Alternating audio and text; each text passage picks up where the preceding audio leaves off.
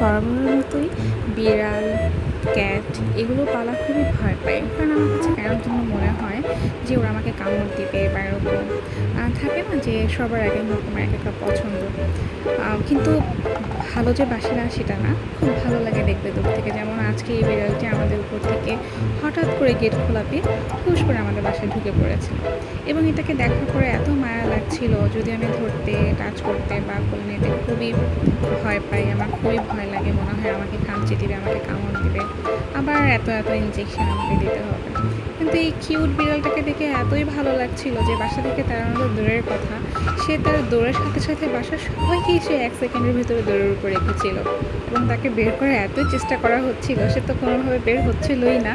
সে আমাদের ঘরের বিছানা, আমাদের সোফা, আমাদের সমস্ত কিছু ডাইনিং, রান্নাঘর, কিচেন সব কিছুতে সে উঠে উঠে মুখ লাগাচ্ছিল এবং কেন যেন মনে হচ্ছিল যে এটাকে রেখে দিই বা এত নাদুস নাদুস। মাশাআল্লাহ।